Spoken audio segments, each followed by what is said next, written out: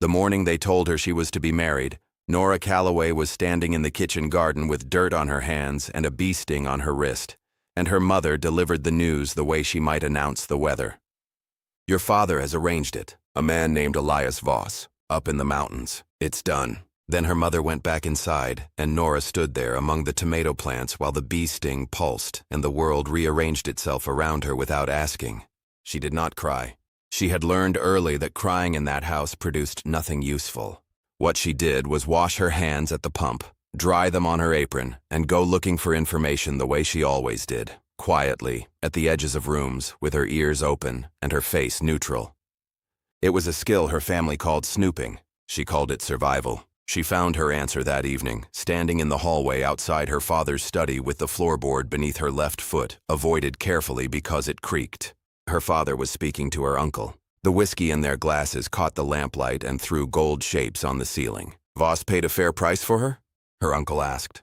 There was a pause that lasted a moment too long. "He refused the bride price," her father said. "Some principle of his. But he agreed to take her, which is the thing that matters. The man lives like a hermit up there, 30 miles from anyone. Stubborn as a post. They'll deserve each other." Her father laughed at that, and her uncle laughed too, and the sound of it pressed through the door and the hallway and into Nora's chest, like a thumb on a bruise. "The difficult one," her uncle said almost fondly. "What will you do with a quiet house?" "Sleep better," her father said. Nora stood there for another 10 seconds, counting her own heartbeats the way she had taught herself to do when she needed to stay still. Then she walked to her room, sat on the edge of her bed, and looked at the wall.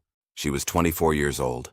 She had been called difficult since she was 7, when she had argued with her father's overseer about the way he spoke to the washerwomen. She had been called difficult at 12 for refusing to let her brother claim credit for work she had done. At 16 for reading books her mother didn't approve of. At 19 for standing in the middle of the feed store on a Tuesday morning and telling a merchant twice her size that what he was doing to old Mr. Hennessy was theft, and she would say so to anyone who asked. She had not thought anyone was watching that day. The crowd had looked away. Her father had been furious. Her mother had not spoken to her for a week.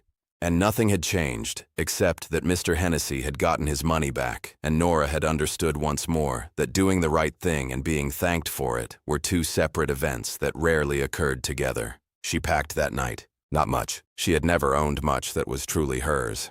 The road into the mountains took 2 days. A ranch hand named Cutter drove the wagon, a spare man of few words who seemed to have arranged his face into permanent neutrality. He did not speak to her, except to name the stops, and he did not look at her with pity or contempt, which she appreciated more than she could have explained.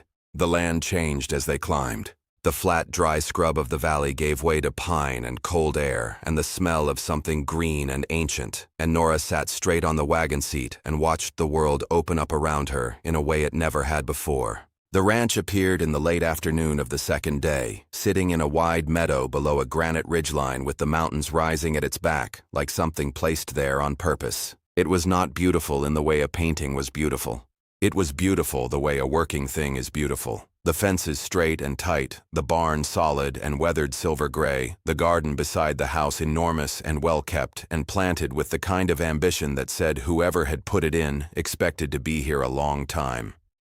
A creek ran along the eastern edge of the property, talking to itself over smooth stones. Nora stepped down from the wagon, and a dog came to her immediately, a large gray animal with cautious eyes, and she let it smell her hand without reaching for it. The dog pressed its nose into her palm, and she stood still and let that happen. When she finally looked up, Elias Voss was standing on the porch. She had expected a man who looked like an arrangement.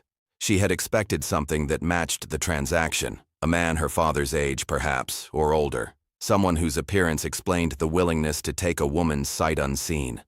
What she saw was a man perhaps 35, lean and sun-darkened, with gray beginning at his temples, and a stillness about him that was not coldness, but something more like a lake in the early morning. He did not smile. He did not come down the steps immediately. He looked at her the way she was looking at him, directly, without performance. Then he came down and said, "Miss Calloway, welcome." His voice was lower than she expected, and he held out his hand as he would to anyone, not as though she were cargo that had arrived. She shook it. "Mr. Voss." He led her inside and showed her the house without commentary. The kitchen, the main room, the room that would be hers, which was at the back of the house with a window facing the mountain and a quilt on the bed that had been made by careful hands. He did not explain the quilt. He did not explain anything. He simply showed her the space as it existed and waited. Then he sat down across from her at the kitchen table and told her. He told her she was not obligated. He told her that she was welcome to stay 1 month, to know the place, to know him, and at the end of that month she could decide for herself whether she wished to remain. He said it plainly, without decoration, the way a man states a fact about weather. If she chose to leave, there would be a horse, a good one, and money enough to get wherever she was trying to go. He would not stop her, and he would not send word to her family. She listened without interrupting, which was not her nature, but something about the way he spoke required listening. "And if I stay," she said when he was finished, "why would you want that? You don't know me." He was quiet for a moment. The dog had come in and settled at his feet. "I know something about you," he said. "Enough." She waited, but he did not say more, and after a moment he stood and asked if she was hungry. She was. He fed her without fuss. Bread and cold beef and coffee that was better than any she had tasted in her father's house. And she ate it all and said thank you, and he nodded. And that was the first evening. She stayed because she was curious. She told herself that was the reason. She had always been more curious than afraid, and this place was strange and full of things she didn't understand yet, and she had never in her life been somewhere that felt like it was waiting for her to decide what to do with it. The work was real, and she did not shy from it. She had never been a woman who shied from work. Her mother had considered this another form of difficulty, as though a woman's hands were meant to be decorative. Here her hands had purpose by 7 in the morning. The garden was larger than she had first understood, running along the south side of the house and into the field beyond, and it was planted with a seriousness that asked for a seriousness in return. She learned where things were by asking once and remembering, and she did not ask twice about the same thing because she paid attention. The first week she kept out of Elias's way, and he kept out of hers, which she thought was the arrangement. But by the end of that week she understood it was not avoidance but a kind of courtesy. He was giving her room to settle without requiring her to perform gratitude or ease that she hadn't earned yet. She found this so unusual that she spent 2 days trying to determine what he wanted from it, and then gave up trying to calculate and simply let it be. The second week she began to ask him things. About the cattle. About the fencing that ran along the north ridge, about the names of the peaks she could see from the back window. He answered everything without impatience and without condescension, and when she pointed out that the irrigation ditch on the east field was cut at an angle that was losing him water, he went and looked at it and did not say anything for a moment and then said, "You're right," and fixed it the next day. She had spent 24 years being told her observations were inconvenient. She did not know what to do with being told she was right, so she went back to the garden and planted another row of winter squash and thought about it for most of the afternoon. She found out about his wife by accident, the way you find out about the important things in a house. Not from the person who lived there, but from the evidence left behind. The quilt on her bed, a set of curtains in the main room that didn't match the rest of the house and had been hung with more care than strictly necessary. A small pressed flower in a book she found on the shelf, tucked inside without a note. She did not ask. She was curious, but she understood that some things were not hers to open. Cutter told her eventually the way Cutter told her most things, facing away from her while doing something else, as though the information were incidental. Lost her 3 years back. Fever. He built this whole east pasture the summer after, just him and a post driver. Men do things like that when they don't know what else to do with their hands. He paused. "I expect you know something about that yourself." She did. She thought of her own garden at home, the one that had grown larger every year she had been told to be smaller. The third week something shifted. She was not sure which of them moved first, or whether it was one of those things that happen the way a season changes, not in a single moment, but in the accumulation of many small ones. She began to take her coffee outside in the mornings because the light on the ridge at that hour was something she had no language for, and she found him there already, most days, watching the same thing. They did not always speak. They stood with their cups and watched the light change, and she thought that this was more companionable than most of the conversations she had been required to have in her life. He was teaching her to ride properly, not from a place of condescension, but because she had asked him straight out, "Will you teach me?" Not the sitting still kind. The actual riding. He had looked at her for a moment with something in his expression she couldn't name, and then said, "Tomorrow morning." He was a patient teacher and an exacting one, which suited her precisely. He did not tell her she was doing well when she wasn't, and when she finally got the horse, a bay mare named Consequences, and she liked him very much for that name. When she finally got Consequences to respond to her leg correctly and came around the paddock at a genuine working canter, she heard him say, "There it is," quietly to himself, and she thought about that for the rest of the day. The ranch hands had been cautious with her at first the way men are cautious with a rancher's intended, uncertain of the rules, uncertain of her. By the third week that had changed. She had fixed a gate latch one of them had been meaning to fix for a month, had reorganized the storage in the barn into something that could be found in under a minute, had twice defended their side in small disputes with Elias's tone-deaf neighbor about fence lines, using an accuracy of language that had left the neighbor sputtering. After the second fence line conversation, one of the younger hands, a boy of about 16 named Ferris, had looked at her with naked admiration and said, "Ma'am, that was something else." She had told him it was only geography, but she felt something warm in her chest walking back to the house that she hadn't felt in a long time, and she recognized it after a moment as the feeling of being useful in a place that was glad to have her. It was Elias who finally told her the thing about the feed store. The fourth week, in the evening, sitting on the porch in the last of the September light. He told it without drama. A man in town, 3 years back, cheating an old man who had worked all his life and had nothing left to prove it.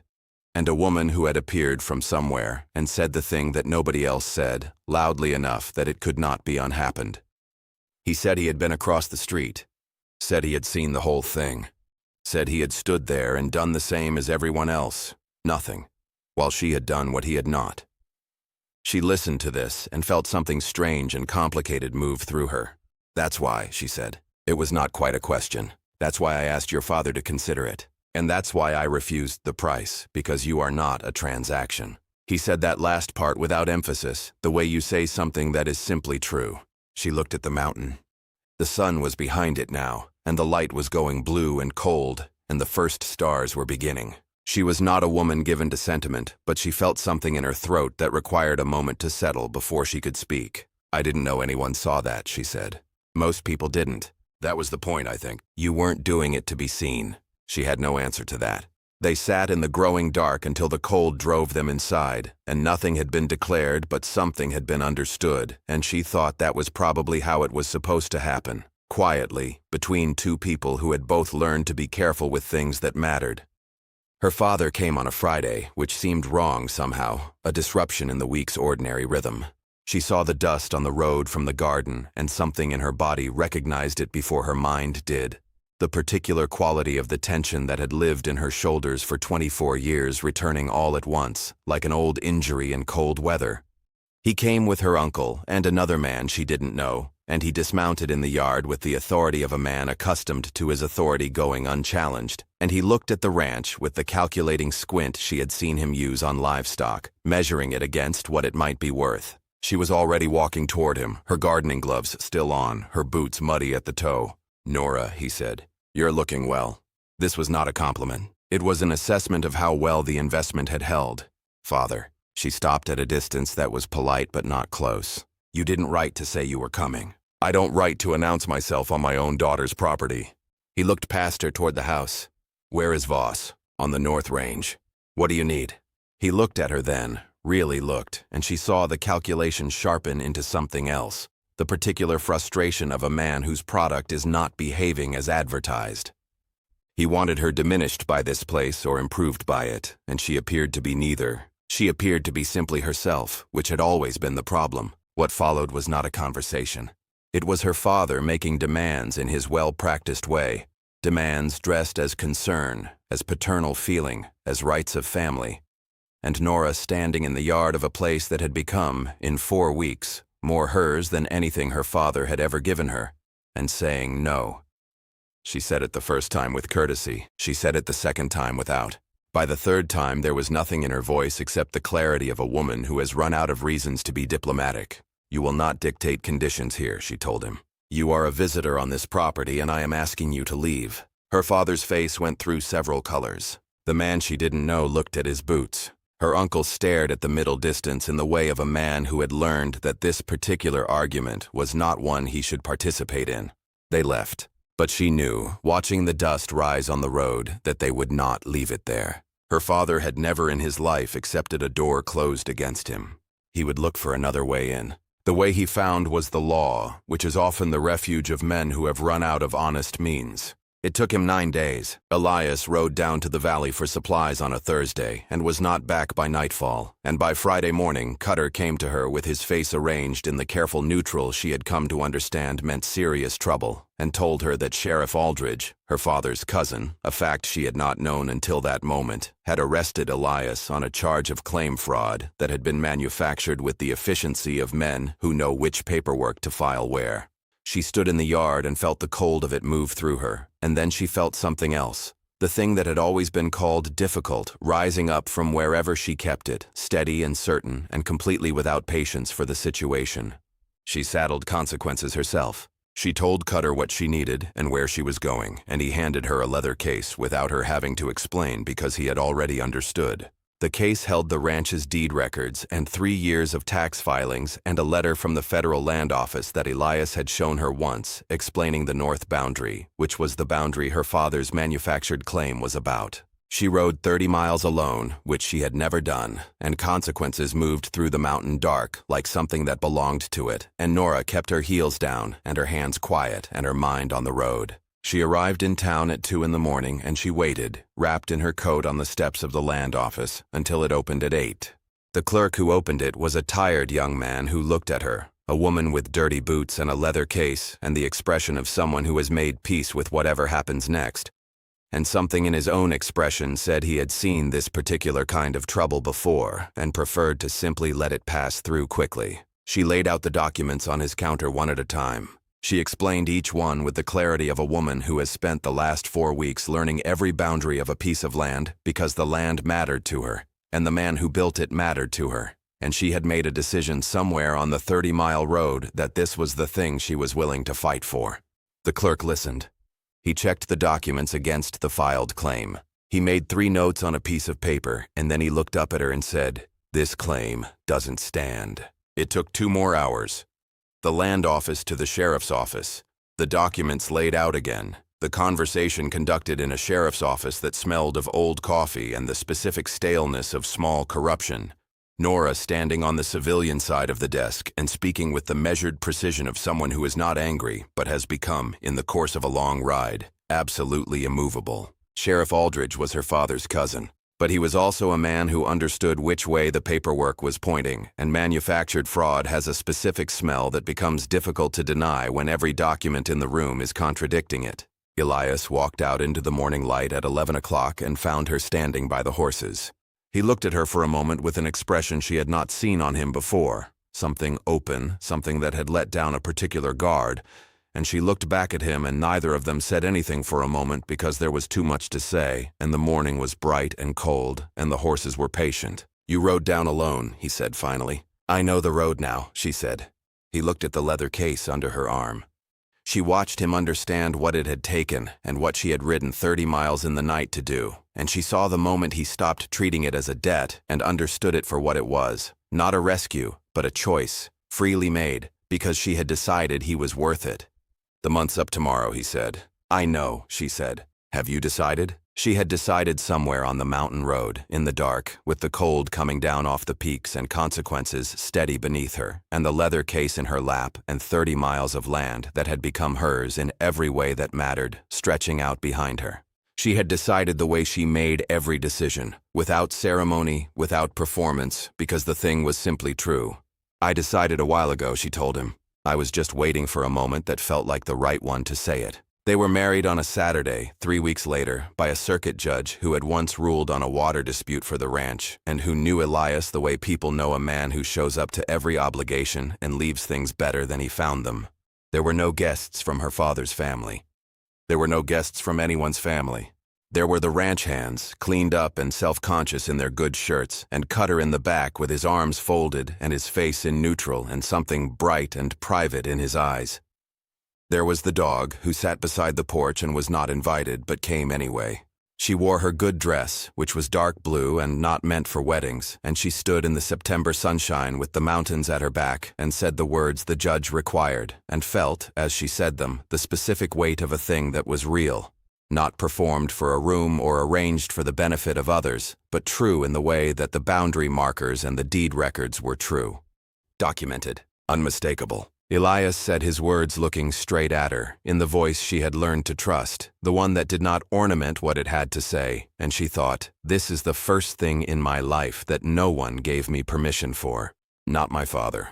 Not my mother. Not the town or the expectations that had been arranged around me since I was old enough to be arranged. I chose this. The difficult one, the inconvenient one, the one nobody wanted. I chose this. When it was done, Ferris played a fiddle badly and with great enthusiasm, and someone found a jug of something, and the afternoon became an ordinary celebration of ordinary people who were glad for each other. Nora sat on the porch steps with the dog's heavy head on her knee and watched the light change on the mountain and felt the unfamiliar sensation of a life that had been waiting for her, that she had found by being exactly, stubbornly, inconveniently herself. Elias sat down beside her after a while, not touching her, not needing to, just present the way he was always present, solidly, without making a production of it. She looked at the mountain. He looked at the mountain. The fiddle went on badly and enthusiastically in the background. I want to fix the ditch on the south field next, she said. And there's a section of the kitchen garden that's getting too much shade in the afternoon. I want to move it in the spring. All right, he said. And I want to build up the east fence line before winter. It's not going to hold the way it is. I know, he said. I've been thinking the same thing. She nodded. The dog sighed. The light on the mountain went from gold to rose and began slowly to leave, the way light does, not all at once but in degrees, as though reluctant to go. She had spent her whole life being too much for the spaces she was put in. Too loud, too certain, too unwilling to make herself smaller when smallness was requested. She had never understood until now that the problem had never been her size. It had only been that no one had yet given her the right-sized world. She had found it herself, the way she found most things, by accident, on the way to somewhere else, with her eyes open and her hands dirty and the willingness to say the true thing out loud, even when the room had decided on silence. Tea.